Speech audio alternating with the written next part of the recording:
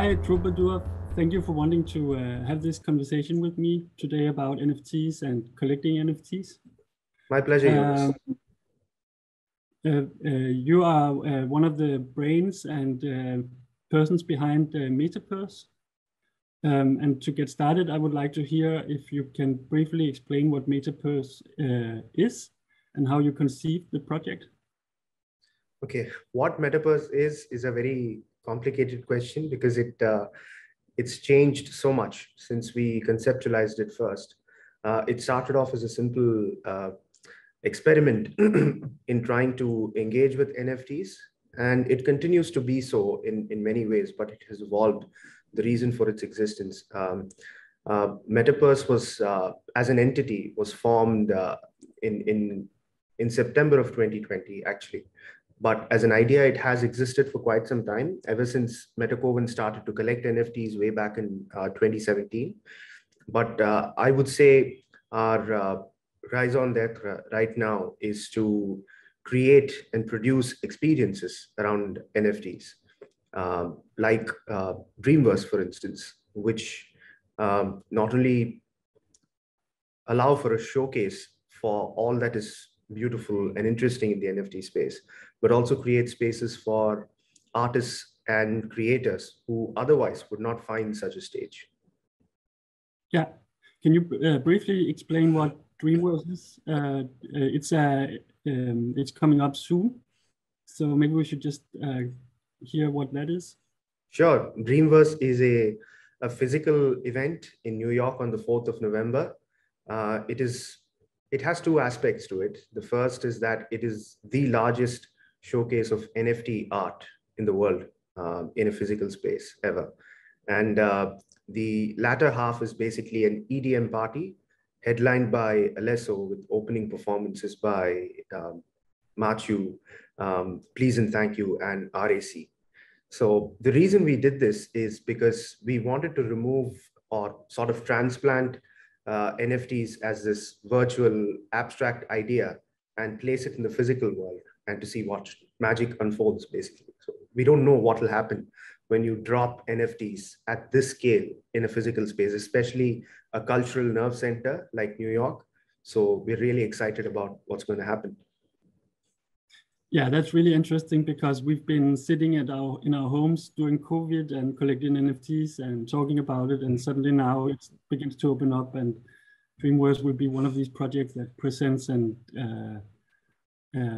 investigates in how can we actually show NFTs in the physical world. Yeah, I have a question on the sale of the Beeple work that you bought.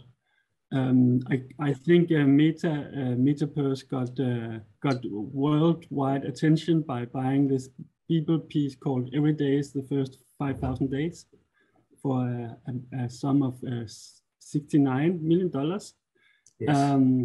And I think to many that do not follow the NFT movement as closely as you do, this sounds as a lot of money to spend on a digital image. Would you mind explaining why you think that an NFT can be so valuable, and in this particular piece of Beeple, why it is? So yeah. Well, first off, it is a lot of money, but the idea is that if you look at one particular transaction or one NFT in isolation, I don't think it'll ever make sense. What it has done basically is to sort of direct global attention onto the NFT space, which we think is a good thing. Like Andrew Steinwall says, no, a rising tide lifts all boats. So that was very good to us. Also, it turned out to be a sort of a beacon, right? In that it signaled to the world that we want to work with artists, that we are here and we are passionate about art in this community. And I think that has been our biggest takeaway from it. But if you look at the piece itself, the first 5,000 Everdays, we fell in love with Beeple for some very specific reasons. You know, the 5,000 days basically charts his journey as an artist from the first everyday to the 5,000. And by his own admission, the whole point of the exercise was to make himself a better artist and he has sort of opened up scrutiny to that process, to the entire world. I think that's very powerful, right? And this is something we were discussing with Beeple also some time ago. And what I noticed is that every artist, I suppose, evolves over a period of time, but we don't look at artists like that. We look at them as these perfectly formed creatures who have early work, intermediary work, and then later on in their life, that kind of work. But it has to be looked at as an evolution, as Beeple has. And also this wonderful integrity that Beeple has brought to the work of art itself, right? Think about it. I mean, he put out one work of art every day without missing a single day, on his sick days, on his healthy days, on his good days, on his bad days. Even on the day that his wife went into labor, he still put a work of art out. That's powerful. And the message that sends out to this digital generation is basically that you can start anywhere, but if you keep at it with this almost spiritual level of consistency, you will hit the end of the rainbow, whether it's at the end of a year or 2 or 13. And so we found that very powerful. The other aspect of it is the undeniable historical and cultural significance of the Beeple 5000 piece. Think about it, right? Christie's is a 255-year-old institution, right? It's very hard to change course, but they did. They turned on a dime like this in response to a phenomenon, the NFT phenomenon, which was hardly a year old at that time in this current avatar. And they brought in, for the first time ever, a digital work of art, a purely digital work of art linked to an NFT without any physical component involved in this. And we thought that was very, very culturally significant, and we had to bring it home to the metaverse. This is why we went into it, and we just had to get it home. That's really interesting. And you say you had to bring it home to the metaverse. I'm immediately thinking, what is the metaverse and what is the metaverse to you? Is this a mysterious place where these NFTs lives, or how does that function? Quite simply, the metaverse is a community, Jonas. Right now, you and I, we are talking over Zoom, but we are very much part of the metaverse. It's just a community that understands decentralization and that we are not governed or in any way pandering to some central authority. The metaverse is not one single, virtual space somewhere. It's a compendium or a collection of these different virtual countries, which are all decentralized. Like, you can take Sandbox or CryptoVoxels or Somnium Space or wherever. The idea that each of these are little bastions of decentralization. Together, they become part of the metaverse. I think a community which is infused with the idea of decentralization and where the building blocks are NFTs, that is a metaverse. That makes so much sense. If we are going to track a little bit back, how did you get interested in all these things?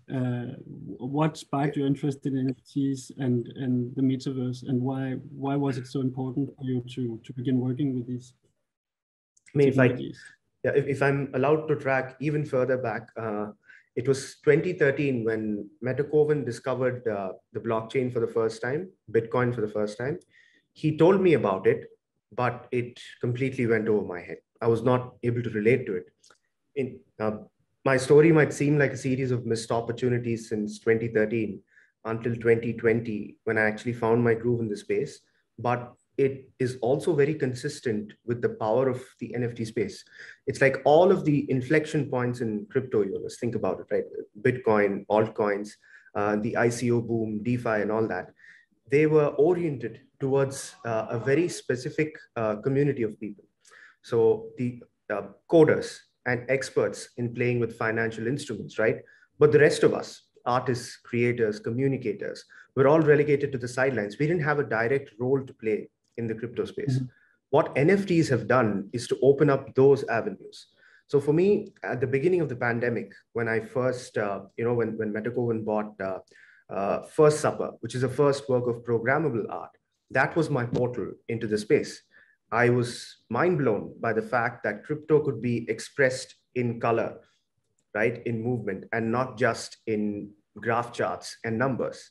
So that was a very powerful feeling to me. The other aspect that really drew me in was the fact that I was able to forge these really profound and intense relationships with artists. Think about it, right? All of us are exposed to art ever since we're children, but it's subconscious. But when you try and reach out, you're made to feel like art is locked up in an ivory tower somewhere, that it's accessible only to people with money. And more importantly, you're made to feel like you're not cultured enough to engage with art, that it is only meant for a higher echelon of people to which you do not belong. That mental mindset was completely shattered when I entered the NFT space, because I was able to forge these relationships with over 100 artists in a span of 8 months.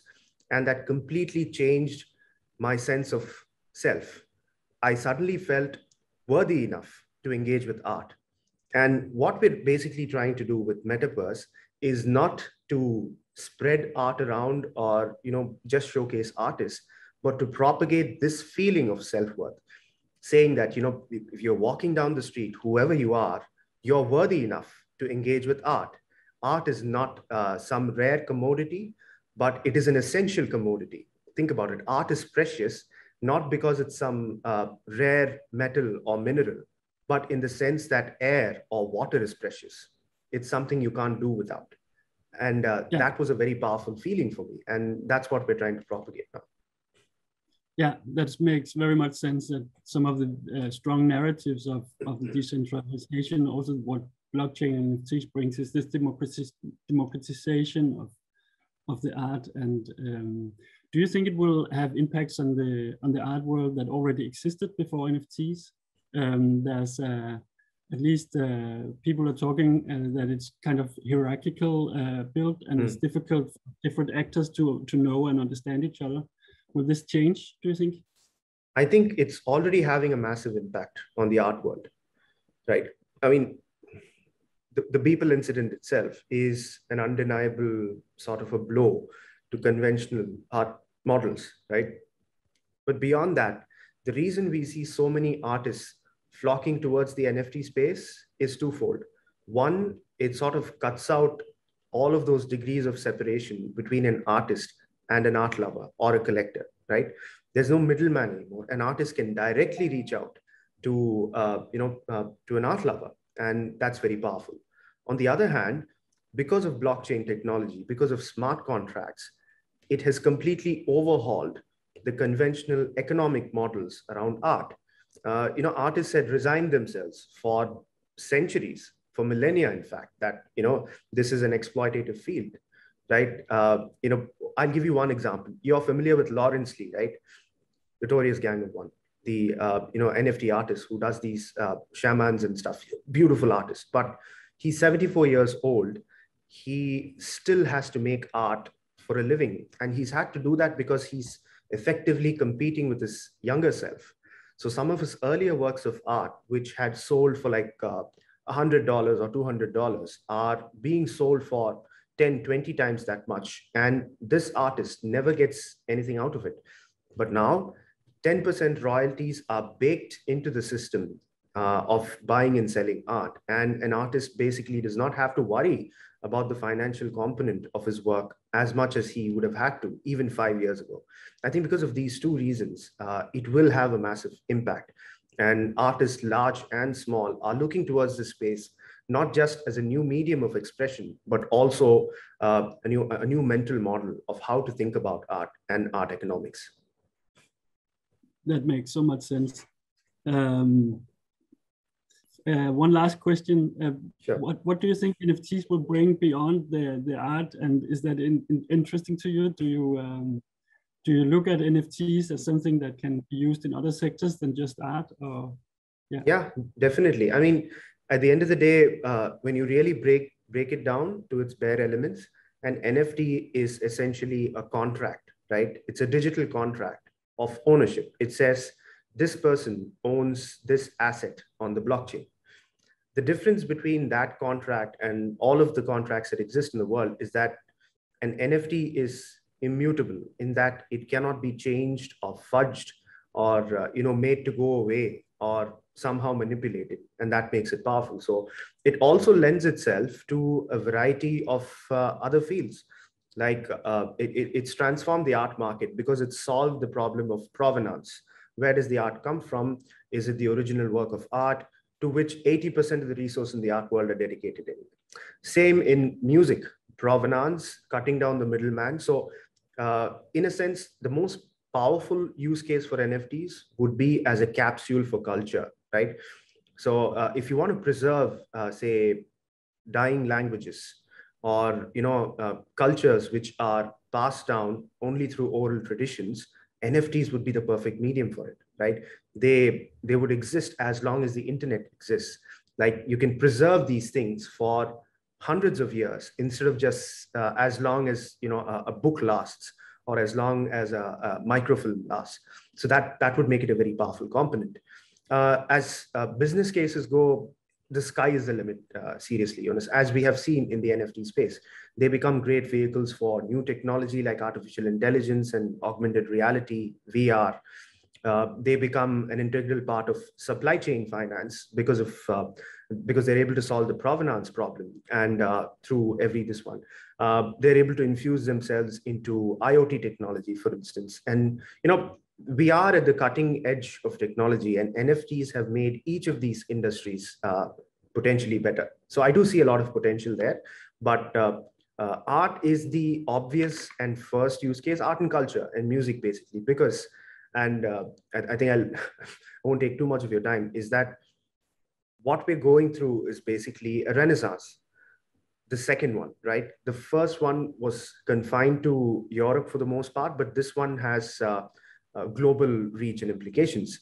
I say renaissance because it's the convergence of technology, of finance, and it's moved forward or driven forward by culture, right? All of this technology has existed for the last 10 years, but why is it suddenly so appealing?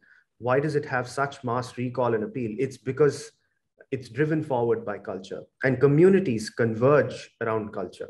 Movements are made powerful by culture, not just by finance or not just by technology.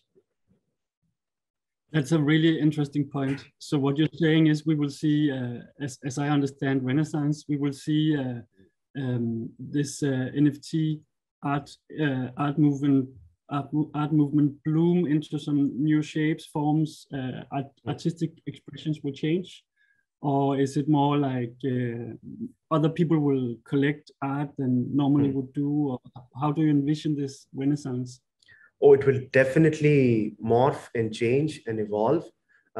We have seen examples of both, right? I mean, you can see just a plain digitization or an NFTization of a work of art, where it's simply taken from some digital server somewhere and put on the blockchain. But on the other hand, you also have experiments like async art, which are programmable, right? Which cannot exist outside of the blockchain. And I find that very powerful. And you're going to see it. There is also, enterprises like Alethea, which infuse artificial intelligence into an NFT.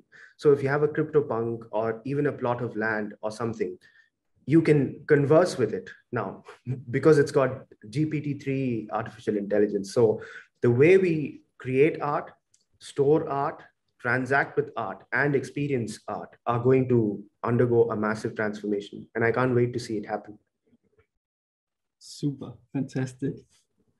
Thank you for taking the time talking with me today. It's been, I learned a lot, and it's been really interesting. My pleasure, Jonas. Thank you.